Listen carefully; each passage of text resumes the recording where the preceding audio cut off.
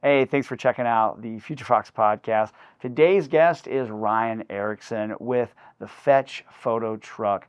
He's got such a cool concept where he will actually go to his clients, bring their pets into his photo truck, and do portraits, pet portraits. Super cool concept. He shares a story about transitioning out of wedding photography and into pet portrait photography, as well as how he was able to build his setup and all the unique things that he did to make that work. So make sure you're subscribed to the podcast wherever you watch podcasts, and enjoy the episode.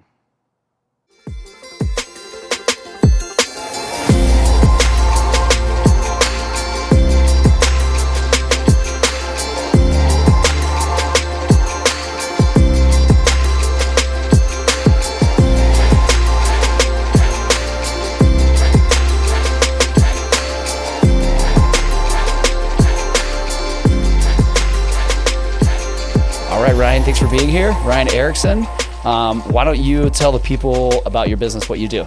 Yeah, I'm Ryan. I'm owner, photographer, and professional belly scratcher, Fetch Photo Truck. I have a mobile portrait studio that really connect with Denver dog parents to really just help them celebrate the love they have for their pups. My mobile studio comes to their home where the dogs are just so much more relaxed, allows me to get their genuine expressions. They're at the comfort of their own home. And yeah, really all about connecting people with getting tangible artwork of their dogs instead of just digital files that we have on our phone and social media. I think our dogs deserve to live as legends up in our home, whether that's through canvas prints, frames prints, albums, got lots of great options. I've been in business with Fetch, rolling around Colorado for 4 years now. Been a professional photographer for 16. Cool. Was a wedding photographer in a past life, which I think we share that. So I'm sure we got some stories to tell. So yeah, really excited to be here. Cool. Well, yeah, thanks for being here. Alberto connected us. Yes. He mentioned you, and I was like, go zoom in. I've never heard. I know, it's such a cool. I love Alberto. Love what they're doing. And he was like, I think what you're doing is really unique. And I agree. I was like, man, I've never heard of that before. Is that an original idea? Did you see someone else kind of doing it? Yeah, it came through COVID. I think a lot of us, especially in the wedding world, I'm sure to hear your story during those COVID times, like people weren't able to have big weddings and stuff, right? So the studio I worked for, that world was kind of shut down. So kind of forced me to get outside of my comfort zone. I'd never worked for myself, was kind of scared to jump out on my own. And it was kind of scary times for people in the wedding and event industry. So that created the space for me to think like, okay, what else do I want to be doing with my life? I had turned 40 through COVID. And I think naturally with that, we have lots of reflection of hey, what was the last 20 years of my life like? And sort of a midlife crisis. Exactly. Not in a bad way, but. Yeah, but all kind of led to me just being pushed into Ryan, you need to figure something else out. And yeah, during COVID, you guys remember we were doing lots of backyard barbecues, social distancing, small groups, all that stuff, and hanging out with my dog friends, just talking about how much we love our dogs, the experiences we love giving them, the money that we spend on them. And yeah, it was kind of in that space where I had the idea of what does photographing dogs look like? Mm-hmm. And so that's kind of where it sparked. And, my brain, the more that you kind of chat with me, I'm very much have to have everything planned out before I take leap and all that stuff. So there was kind of a whole process of me kind of coming to the mobile aspect. Yeah, happy to get into that. Yeah. So is that from the beginning, that was your idea to be mobile, to go to people where they're at, to go to their homes? Yeah. So I knew I wanted to photograph dogs. I mean, my comfort zone, what I knew was from being a wedding photographer, hey, let's meet on a trail at golden hour in the summertime, right? But as you know, all of the difficulties, weather, logistics of traveling across town, getting people off work in time, the wind, the snow, the heat, all of those elements. I didn't want to have to fight that and address a ton of variables on that top people don't of, realize. Yeah. Exactly. On top of having your dog, right? Is this a trail that, my dog can be off leash on? Are there going to be other dogs? There's a lot of levels that could put the dog. Are they going to instantly go for the mud? Yep, exactly. Yeah. So I knew I could do that, but I was I don't want to worry about that. So I was well, studio, that would solve all of that. But thinking through that, I was well, I don't want to manage a brick and mortar space. I don't want to sign up for a mortgage or a lease and all the overhead costs I'd seen from the studio that I'd worked for, a lot of the kind of trials that he had gone through, managing a brick and mortar space and all of that. So well, I don't want that. During COVID, I think there were a lot of people selling or renting their homes and traveling the country, renting a Sprinter van and like traveling the world, or turning the Sprinter van into a home. Like, hey, let's figure this out on the road. So there was kind of lots of that energy going on at the time. So it was like, what if I had a mobile portrait studio? So there's also a lot of, we'll bring our service to you, right? Yep. Like Zooming Groomin', like, there's so many others. I hired a guy during the pandemic to come and do, because I didn't want to take my bike to a bike shop. So a mobile bike shop came to my house, took my bikes, and fixed them in my driveway. And I was like, this is perfect, So you kind of tapped into that as well. People's expectation of convenience. Right. Yeah, and it makes a huge difference when I'm connecting with clients and kind of making them an offer, telling them about what I do. It just, all of the variables and all of the potential, that's not going to work, or thanks but no thanks. Like the fact I come to you, the people aren't always in the photos. So like you can't be like, oh, I just got a haircut, I don't like my haircut, or this or that. Like, as you know, in the wedding world, like people are really hard on themselves, right? Sure. So we're our own worst critics. But with taking photos of dogs, like every they don't photo get to of say their dog so. is amazing, right? So it's just made it a lot easier. And just the mobile aspect. I decided that, again, coming from the wedding world, like all of my weekends for the last 15 plus years, Fridays and Saturday nights were always dedicated to weddings, right? So and staying up late. So I knew like, hey, I want to have a normal person's schedule. So I made the decision from the beginning, I'm gonna do Monday through Friday, offer 9 a.m. and 2 p.m. sessions, and that's my availability, because my weekends are reserved for, I do lots of like in-person market events, connecting with people, in the summertime, all the dog related, pop-up events and stuff that happen. Cool. I'm always there. But I wanted to have more of like a normal schedule, so I could like make plans, go camping on the weekend in the summertime. Hang out with friends. Exactly. Hadn't been able to do that. So I've really been enjoying that, because again, now a lot of people in this time have transitioned to like working from home. So when I say, hey, I've got, 2 weeks from now on a Wednesday at 2 p.m. is my availability, they're like, yeah, I can schedule off a couple of times. I'm working from home. That's cool. They make it work. I haven't had anybody push back on like, hey, why don't you do weekends or evenings kind of thing. So really enjoying having a normal person's schedule. That's awesome. Well, good for you. Yep. I mean, you took something that people didn't even realize they needed and shown people that they need this. I love the idea of like tangible, analog, physical prints, artwork. Like, because we have so much, digital is so cheap, and we just have a million photos. And when you have a million photos, it cheapens them, I feel like. So the intentionality of getting a portrait done, getting it printed, and hanging it on the wall, I feel like everyone needs to do that. Even if it's not your dog, if it's your kid or whatever, just like having artwork on the wall just makes a space better. And I love the intentionality of what you're doing. Thank you. Yeah, that was definitely, again, inspired from the wedding world. During the pandemic, people were coming back and, saying, hey, Ryan, you did our wedding 5 years ago and we love our photos. We haven't gotten around to doing anything with them. Can you help us like make an album? And I was like, hey, sure, happy to help you with that. But you guys have been married for 5 years and you haven't done anything with your wedding photos. So that gave me the perspective and kind of made me sad, honestly. Like, one, they spent all this money on their wedding and on us for the photography, but just have the few photos they updated their Facebook profile for that month or that year kind of thing. So that's kind of what really inspired. Like, I really do believe that, with our dogs, we don't have forever with our dogs, right? So to make it as easy as possible, they do the session. 2 weeks later, artwork is delivered to their home. I've tried to like really streamline the process. I trimmed a lot of the fat out that I kind of saw previously from like wedding and portrait world and just made it super easy. So I do same day in-person sales. So once people make the experience happen, they go take a break for half an hour. I edit in Lightroom really quick, prepare a slideshow. I've got a big screen, a projector inside the trailer. They see their photos. 20 minutes later, they pick them out. And then 2 weeks later, they got artwork. So how long are you at someone's house? How long are you out parked in front of their house? Yeah, I would say for like 1 or 2 dogs, it's about an hour and a half, maybe 2 hour. Do most clients have more than one dog? Yeah, I would say, I'd say 50%. Okay. 50-50. It's either one, but then the other 50% is two plus. Yeah.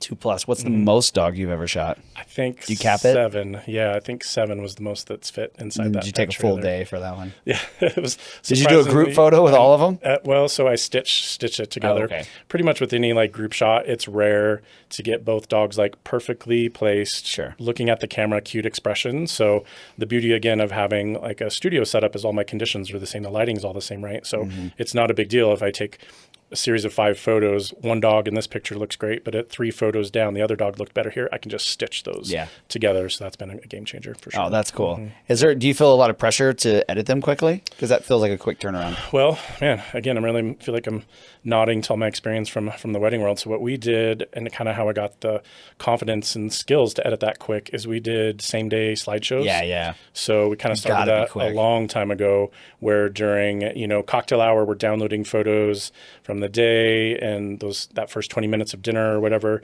the goal is to have, a 60 to 80 image little slideshow set up, so that right before toasts happen, the DJ is like, hey guys, we're getting ready to get the party started here, but first off, the photographers have prepared a slideshow from today. Please enjoy. We got it's super fun. Big screen projector, and just blows everybody away. So high pressure to download, call. We do same day loop videos sometimes. Oh yeah, no, that's insane. Yeah, I mean, we don't do it at every wedding, but if we have the capacity, and I call it a same day loop, because we just put a little music to it, and we're not like digging through audio tracks and stuff like that. And we just grab like 20 really good clips, put them in slow motion, slap a LUT on them, and just loop it, and that's always a hit. And it's huge for the family, right? Because grandma isn't logging into the couple's wedding photos a month from now, 2 months from now. Like, they're going to get whatever they end up printing for grandma or whatever. But like, the key players that are at the wedding get to see that and really like, wow, this was really amazing. Right? Yeah. So it's great marketing it's too. Just an amazing experience. So yeah, amazing marketing. And then 10 plus years of like the pressure of performing like that has given me the skills. But then way less photos to go through. Less photos. And again, since all my lighting conditions are the same, it's mostly culling that's the hardest part. So yeah. That's awesome. And so let's back. I want to hear about, how did you decide to get, because yours is like a trailer, right? Did you think about getting a van? Did you think about a box truck? Did you think about other options? And how did you land on that? And tell me about building out that your trailer. Yeah, good question. I think ideally I would get like a box truck, like a UPS or Amazon delivery truck, but those are 100K plus to get outfitted. So landed on like a landscaping trailer. It's 18 feet long, 7 feet high, 7 feet wide, enclosed trailer. So it's big enough to stand in. Yeah, that was really important for me, because I'm 6'2", so I figured, hey, I want people to be comfortable like walking through it, and people are surprised when they come in. I tried to decorate it and make it, soft finishes. Yeah, it looks nice in there. Oh, thank you. Yeah, I was super impressed. I was like, wait, that's a trailer? I had to like look through the photos on your Instagram. I was like, this is his trailer? It looks kind of just like a small studio. Right. Yeah, it's good to hear. And yeah, I think the small space works really well for pets. There's less space once they come in. Obviously, we close the door. It's heated. It's air conditioned, so it's comfortable year round. And there's less space that the dogs feel like they have to like navigate and protect or whatever. So it's easy for everybody to just like get comfortable, settle down. And the owner always comes in with you. Yeah, for sure. Yeah. Otherwise, if they just dropped off the dog and came back, the dogs would just be at the door freaking out kind of thing. So plus half the experience isn't just the photos I take and provide. It's the experience, because they're seated up on it's like a raised platform that they sit on. Half of the fun is seeing how much fun their dogs are having, like getting treats and catching treats and getting belly rubs and all that kind of stuff. That's really half of the experience I think that I'm giving them. So. For sure. So then did you build all that out yourself, and was there a lot of trial and error? Yeah, bit of trial and error. I was lucky early on to have like friends and neighbors. Had a neighbor that was like carpenter, so he was able to like build out the stage and the platform and kind of the big guts to the inside. And I did all the finishes, like the painting and the fluff side of things. Yeah, definitely took a village to get it. And then how do you have like your lighting rigged up in there? So I have a generator that gives me power. My flashes are battery. I was wondering how you heated and cooled the space too. So you run it off a generator. Is that in the back of your truck? Back of the truck. And it's definitely a process to get the trailer. It takes me about 20 minutes for each shoot to like arrive, get set up early, get everything kind of up and running. Being mobile, I've got stuff hanging up on the walls, like all that has to come down in between, so it's a bit of a setup each time. The lights are set up on, I don't know what you would call them, but they're just like rails on the ceiling. I wanted to have like minimum amount of like cords running around and things to get tripped on and get cluttered, because it's a small space. So really like every inch of that space is like accounted for. And I put a lot of thought into all of that. Yep. That's exactly why I asked. I could tell it was very well thought out. Thank you. Probably a lot of trial and error. Yeah. So, and then you have a computer with a monitor where people can, or is it a TV? So that's after the photos. So in session, I'm shooting with my Sony mirrorless. They don't see photos until afterwards. So yeah, once it's about, usually 20 to 30 minutes, depending on how many pups they have, is actual like taking picture side of things. Then they go home, take a break. The nice thing too is I've got all like my studio samples. So if they're like, hey, I don't know if I want 11 by 14 or 16 by 20, they just take that canvas, go inside, and like while they're on their break, they're seeing what that 16 by 20 canvas looks like inside the room. Brilliant. I like that. So that's been huge. So yeah, that gives me that half an hour to call and edit the photos, prepare the slideshow. I bring a projection screen down, turn on the projector. Okay. To project. And then there's kind of that slideshow that I create, and then I go through and help them. Do the dogs come back in with the owners usually? I encourage it. Yeah, a lot of times they're exhausted, and they're tired or whatever, but I always encourage that, and that also allows me to do like some like Instagram stories or videos or whatever. That's for all the excitement. So yeah.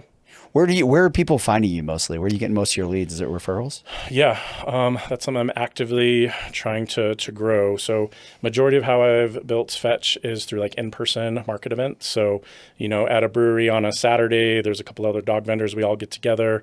The big advantage that I have is I've got a 20-foot billboard with dog photos all over it, right? So it's quite the spectacle when I roll up. So I'm, seated there with like a table outside with my artwork set up, and it's pretty easy that people want to engage with me and see like what are these cute dog photos all about, right? Yeah. So I'm able to give them a tour and then like make them an offer. That's been a big majority of how I've grown, is like in-person events. Right now I'm trying to figure out Facebook and Instagram leads ads and all of that stuff, and learning that up until now my budget for like advertising has been really, really low. I'm learning, but in order for me to grow the way that I want to, I'm gonna have to get used to quite a bit bigger budget for advertising. You have to earmark some of those dollars. Yeah, exactly. But it's exciting because what was happening over these last few years, I would do those events, get a lot of traction, a lot of people would be interested, make them an offer, and then I'd be really busy fulfilling those sessions, right? But while I'm busy fulfilling those sessions and all that stuff, I'm not working on growing, right? Yeah. So then there's the dip, and there's like, shoot, I've got all this time. Like this week, I don't have any sessions, so this is a good time to be figuring all this out. And then I do all of that work, and then the next bit of the roller coaster would jump up, and I'm trying to get a little bit more, not as much of a dip between those sessions. So that's kind of currently what I'm hoping to work on. Cool. That's a great goal. I like that you recognize that rhythm of like, oh, when I'm stepping away and working, in my business, I'm not working on my business. I'm not marketing. I'm not getting leads. So how can you, balance that out and stop doing this and have a little more consistency? A lot of it, outsourcing. I learned early on, like I outsource all of my editing. I knew the look that I wanted in my work. I knew kind of how to get to it, but I just was spending way too much time on my photos. So pretty quickly on, I made the decision to outsource all of my editing. That's been huge because that's what allows me to do a 2-week turnaround time, right? Because I come home from a session, I already know exactly what photos people want. I export the catalog to my editor. They're in Australia. And within 3 to 5 days, it's back to me. I'm sending an order. It's just like a really easy process. And, when you can trust a professional to do what they do great, that's been just one of the better decisions. Same with like, my, accounting and like bookkeeping. I decided early on, like, man, I don't totally know what I'm doing. I'm sure my business is pretty easy to manage books, but I don't want to get stuck 5 years into managing this business and my finances are not the way that they should be. So yeah, super happy to have made that decision early on. And then, currently trying to figure out, as far as like on the marketing and advertising side of things, how much do I want to hold on to that? How much of my revenue do I want to keep versus give away, hoping? Because right now advertising feels like gambling to me, right? When you set that daily budget, it was like, $100 went there, $200 there. I've spent $1,000 in the last couple of weeks. You're like, previously, if I spent $1,000 on an event or to do something, I could track, okay, within a month's time, I got X amount of bookings from that. And it feels like right now with advertising, it's just a longer game. Yeah. You put this money in, you might not see that client for 6 months because they followed you on Instagram. They're not ready right now, but you keep that drip campaign going and they do reach out in 6 months. So I'm kind of forcing myself to get used to that new timeline. It's hard to measure too. Yeah. Yep. Yeah, no, we're same boat, trying a bunch of different things and seeing what sticks and seeing what works. And it's funny because the networking, the in-person meeting, shaking someone's hand, letting them see the space, there's nothing that beats that, and so, but yes, you can't replicate that. That's just more of your weekend time, Right. which you're trying to get away from. So Yeah, and eventually I could see, trusting, having a team to do those in-person Yeah. events. I think that would be huge. Anytime where I have like a larger event, so like a furry scurry is a big event in May. All the Denver dog lovers, I'm sure, know in May it's a 5K at Wash Park where people show up on a Saturday and do a 5K with their pup. Like that's my clientele, right? So Yeah. people that are choosing to spend their Saturday with their dogs like that, like that's, Yep. those are people that are going to appreciate what I do. Denver Dog Days has like a summer event coming up, and they're known for like their fall event where like thousands of people show up with their pups. So that's, I have to do those on the weekends. But eventually I could see where I have a team that are going to be better salespeople than me to represent. So is it similar, and you can talk about this as much as you want, but the nuts and bolts of your business and your pricing and stuff, is it similar to like portrait where a lot of the revenue comes actually from the prints? Like what does a session cost for someone, and then how much are people typically spending on prints? Yep, good question. Yeah, so session fees $149. That's me covering the time for me to come to their home, create the experience. That's very affordable. Yeah, I include a 5x7 print, kind of just help their artwork order get started. That's for up to 2 dogs, and then I usually, depending on how many dogs they have, we'll kind of work a deal with them. But then from there, people just order the artwork that they love. Okay. I'd say typical spend is about $1,400 right now. I've got packages starting at $500. Some people spend $500, some people spend $5,000. There's kind of a whole range. Yeah, when people reach out, I'm like an open book. I never like hide my pricing, or I never do the trick of like getting them in and they don't get to see full pricing until afterwards. That just doesn't feel right to me. So fully upfront with full pricing, previous to the session, we have a phone call that discusses like, hey, how do you imagine using your photos? Are you guys more like album people? If you've got 5 dogs, you're probably not going to put 20 photos up on your wall. An album might be a better option to have like a, collection of those finished photos. Or you want a wall space, you just got a new home and your walls are empty. Great. Let's put a space up over the sofa. So sort of knowing the end goal is important into what package they're going to go to. And just getting them thinking about not just having photos on their phone. That's really all people know. So it's really kind of my job to educate them and give them the options of like, hey, this is what most people do with their photos, and give them the options. So yeah. Do you have multiple printers that you're using, or are you going to the same one? Again, kind of like streamlining, keeping it easy. I chose just like one vendor. They do all the albums, all the prints that I've been happy with. Their customer service is great. And anytime, something's damaged in shipping or whatever, just no question, stuff gets resent. Nice.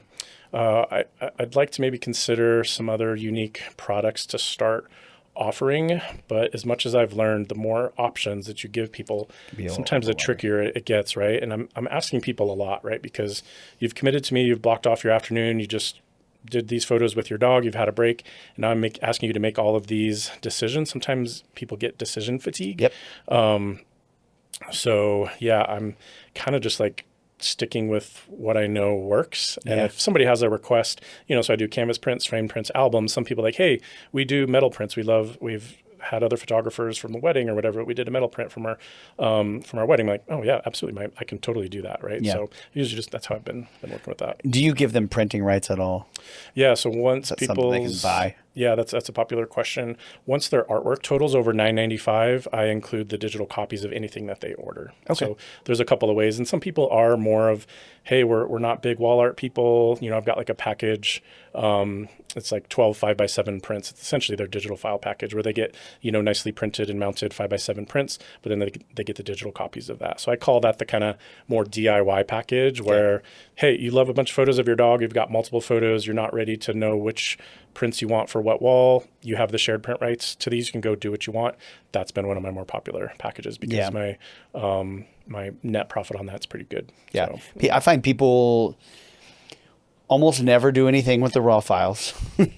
When we give they and I and I'm like, why do you want these? They're like, oh, can we get all the footage from a video project? I'm like, dog photos is probably a little bit different, but and I have to like educate them sort of like, are you actually gonna go through all this footage and edit it? Like it's an S-log, like you know what I mean? Like here's what it looks like. Sure. I don't think you actually want this. What do you want? And they're like, well, we just, maybe later on we might do that. I'm like, why don't you just pay me a little bit and I'll store your files. And then if you decide to go that route, then we have them, we'll save them, and we know what to do, and we'll be able to edit it way better than anybody else because we know the footage. It's our footage. We know how to color grade it. It's our style. So it's a lot of educating people on like what they're actually asking for and trying to understand like what do you actually want. So I bet it's similar, and it's like people want the rights to do that, but in reality, they just don't know what they want yet, and they just need more time, and they'll ultimately come back to you and have you create something for them, I'm sure. Yeah, I think that's super smart of you. Yep. Yeah. So how long did you shoot weddings for? Yeah, so I'm thinking about this on the way here. I think it was 2008. Okay. Is when I started before I did, yeah. Yep. Yeah, things have totally changed. How did you get into photography to begin with? Yeah, I've been doing it since like high school. I was the geek in like high school yearbook. Oh, dude. I'm jealous. I wish I had gotten into it in high school. I didn't start until I was late. I picked up a camera for the very first time when I was 28. Yep. And it just clicked, and I was like, oh, this is like my thing. Like, this makes sense. I made a video, and people were like, that was amazing. How'd you do that? I'm like, how could you not know how to do this? This just makes so much sense. Yeah, I loved the kind of permission and access that having a camera in your hand gave, right? What do you mean? I'm sure you've experienced this, whether it's a corporate job that you give or on a wedding day. You were strangers 2 months ago before you met them. Now you're in like one of the more intimate parts of their lives on the wedding day, right? Being welcomed in with the gaggle of bridesmaids running around and all the key players of the day. And it's your task is to kind of capture that. I was really driven. I think that's why weddings worked for me so long, by being kind of welcome. I've always been, I think every photographer would know this, and most people in general, we're all kind of voyeurs and kind of curious about other people's lives.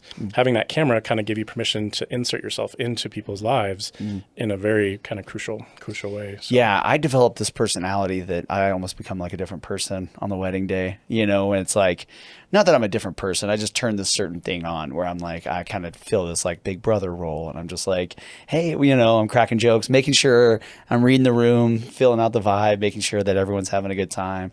Bride's too nervous. I can talk to her and be like, hey, it's going to be fine. You look great. Don't worry about it. Everything's going to go fantastic. If we're running late, it's like, dude, the ceremony's not going to start without you. Nobody cares. You're fine. Yeah, you're really more than just a photographer or cinematographer. Like you end up being like a therapist and a wedding planner, all of those things. If you're doing your job right, kind of thing. Yeah. But yeah. So I was trained classically in like a wet darkroom. So back in high school, cool. my first experience with photography was black and white film and processing my own film and all of that. And then high school, graduated to newspaper at I grew up in Colorado Springs. Okay. Started college down there where I was on the college newspaper. Again, the access that it gave you to, whether it was like the important meetings that happened, at the school or the sports meets and kind of all of that stuff. I loved always kind of being that fly on the wall and again, being welcomed into spaces that normally I wouldn't be. That's where I got bit with like photography and just kind of stuck with it. And, obviously, common to photographers who start early on. If you have friends that get married in their 20s early on, you're like automatically their free wedding photographer, right? Yeah. So that's kind of how I got bit by the wedding bug of doing that, because I was like close to graduating college got a BFA in fine art photography, and I had like interviewed. What was the plan to do with that? Yeah, that's the thing. Like through the process, I was doing this fine art route and like interviewing fine art photographers and going to galleries and chatting them up. I was like, man, I don't want to be a starving artist. Like I don't want to I want to make money with what I do. And yes, there's a chance you can go that fine art route. But once I got connected with like weddings, I saw that as a way like, hey, I can like regularly make money from this. It's something I'm doing that I enjoy. I can see the path to success more clearly with that. So that's kind of how I made the switch over to weddings, and then quickly knew that like I didn't have the business sense at the time, so I knew I needed to kind of like be underneath somebody's wing for a minute. So I found a photographer who was like at the growth stage of needing to hire other photographers and stuff. So that's how I got plugged in pretty early on and stayed with that company for 15 years. So, wow. Yeah.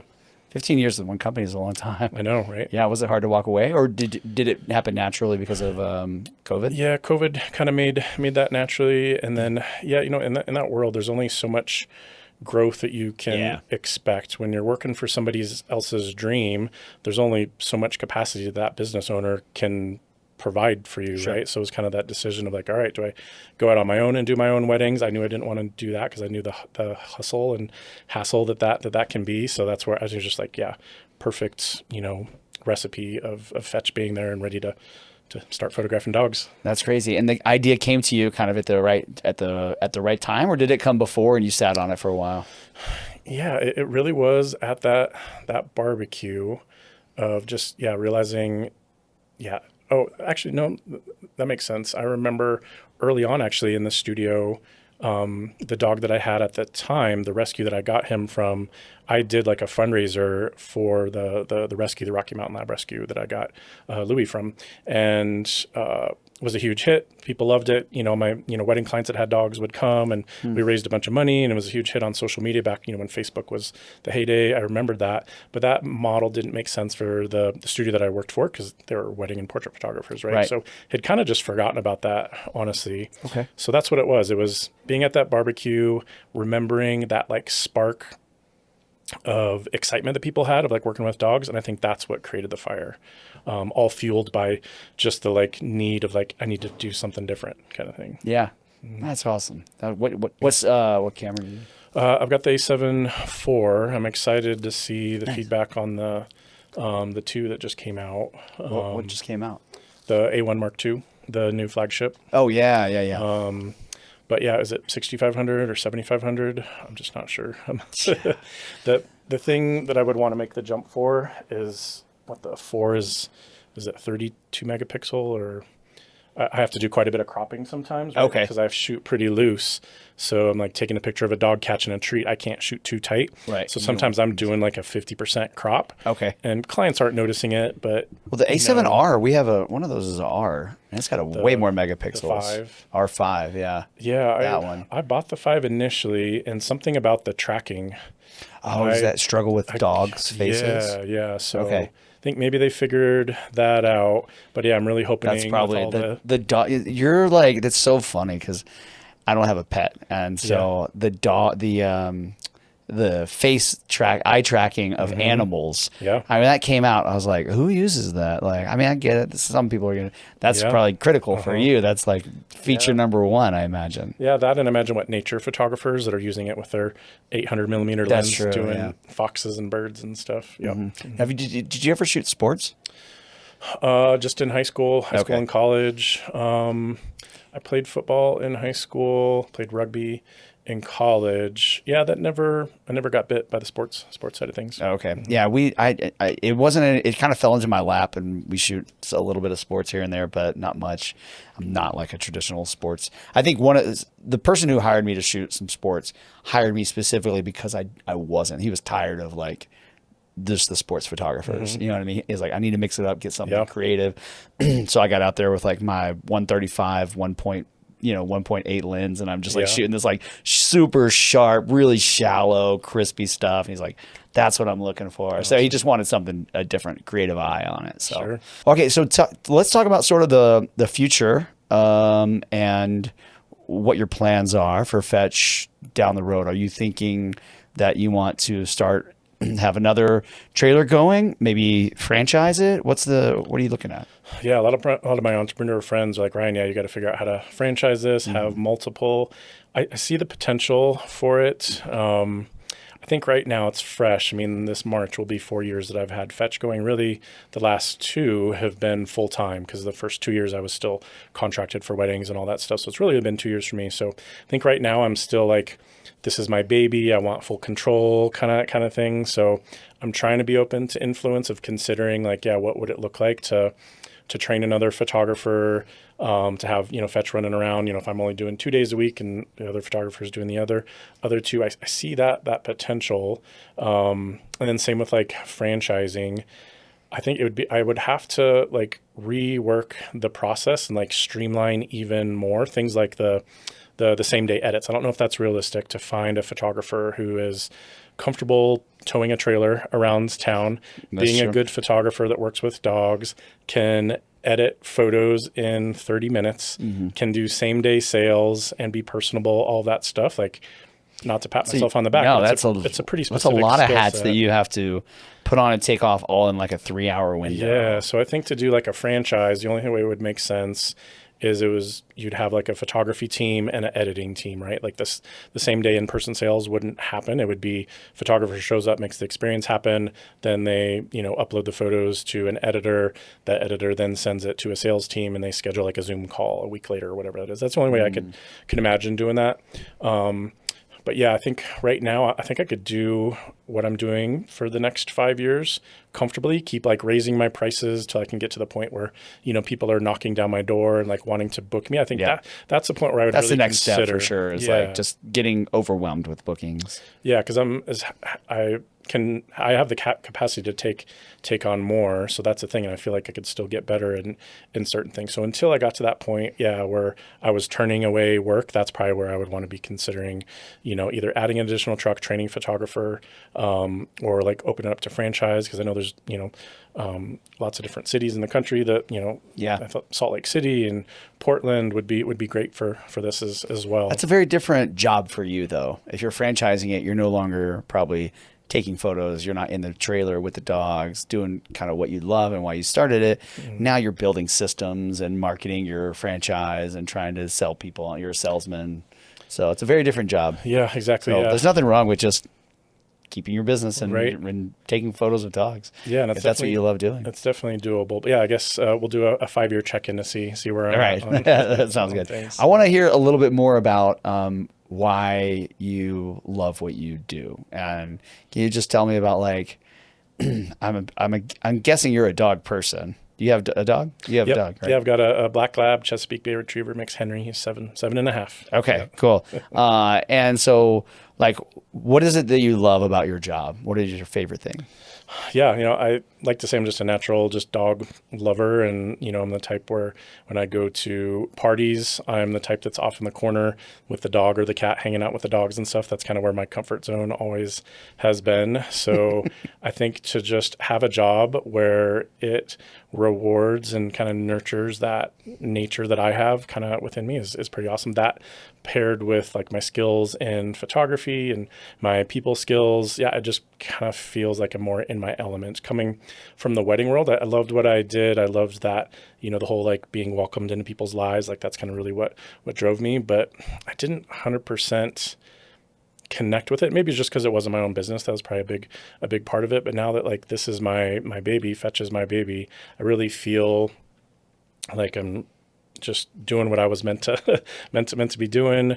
I'm loving the work-life balance, right? Kind of back to like, hey, just working Monday through Friday, having like a daytime gig and having the flexibility to come and chat with you and not have to like ask for time off or make certain exceptions or whatever. I'm just loving that freedom to like travel if I want to, spend time with family, and just loving all of that. So yeah, I think mostly just the freedom now, just like any business owner would say, sometimes that freedom comes with a cost, back to that roller coaster, right? Of like, hey, success, having a really busy month, have all this money coming in through the door, and then the next month is slow. That's maybe I don't want to say the downside, but something I'm just having to get used to managing and projecting for and saving up for. But yeah, loving just the freedom in my time and not panicking in those moments. Just be like, all right, it's just a season, right? It's just a moment. It'll pass, and business will come back.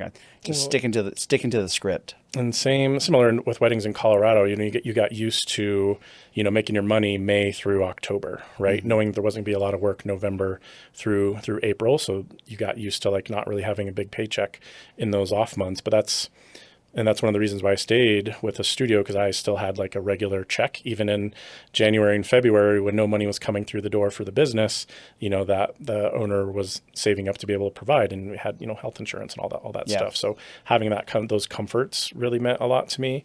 And now I've just been able to build up where I have that money saved up. So I'm not week to week, paycheck to paycheck kind of thing. Yeah. Dog photo to dog photo. Mm-hmm. Yep. Yeah. Well, let's do this. Why don't you tell people where they can find you and where, kind of a call to action, what you would prefer they do, how they reach out? Is it Instagram DMs the best? Yeah. Stalk me, get my followers up, guys. Go Fetch. All right. We will. Fetch Photo Truck on Instagram, Facebook, TikTok. I don't put as much on TikTok. I don't know about you. I spend a lot of time on TikTok, like personally. That's my my thing, but I haven't figured out how to put as much content on there. But yeah, I'm on all three of those, and then fetchphototruck.com. You got to learn some dances. I think if to post TikToks, you got to learn dances. Well, and I'm open to your suggestions too with your influence with video. I have zero excuses content wise, right? Like, it's not like I'm an accountant, you don't know how to work a camera. Well, but just my content, right? I'm working with dogs, right? So I'm trying to get better at like forcing myself to, okay, I created the experience for the client, for the dog. Like, I should be doing like every single session, doing 10-second little video of the dog catching treats. That should be going up every day that I do. I am terrible at it myself, so makes me feel a little bit better. Yeah. I mean, we'll have like the coolest shoot, doing all this great stuff, working with clients, smooth, it looks great and everything. End of the day, I'm like, oh, we didn't get a single like behind the scenes photo, or I didn't, take, because I'm so focused on my client's experience and making sure that they are enjoying it and they're having a good time and that we're getting everything that we need. And it's like my own Instagram account or my business Instagram account is like so far in the back of my mind. Some people are really good at it and I'm jealous. I'm like, I wish I had the capacity and the bandwidth to manage everything that's going on and also make a little reel, but like I can't do it. Well, yeah, it says a lot, of the effort and energy put into your client. Yeah, I'm the same way. I'm curious with like AI developing of how that's going to make our businesses easier to, give them chunks of video and see what AI can kind of put together. I'm really excited to venture into that. And using ChatGPT, I use ChatGPT for, helping me come up with like blog posts or updating website copy, all that. We're kind of at a really, I think, beginning stages. I'm curious, 5 years from now, 10, 20 years from now, looking back, we're kind of at the infancy of AI. I'm really curious to see where we go from there. Yeah, same. It's a good tool for us. And I worry that like our business will disappear because of it, like people can upload their photos now and it'll create, upload 10 photos of yourself and it'll create AI headshots. You know what I mean? Oh, I'm sure that's like a thing that not to put new fears in your head, but but I think people are I think what it's going to do is people are going to value authentic in-person experiences even more as we get less and less of them, and AI is just generating more and more content. So now we have unlimited content. You're just going to have, we already have a ton, but we're going to have even more. So what are we going to gravitate to? And I think it's going to be things that like are emotional, are real, are authentic, tangible, physical art, I think will be huge. And so I don't think you have anything to worry about. I think people are going to lean even harder into the sort of experience and product that you're offering. Well, yeah, I sure hope you're right. I would bet a lot of money on it. Yep. So, well, cool. Well, thanks so much for your time today. I appreciate you being here. Yep. Let's do 2025. Yeah, let's do it.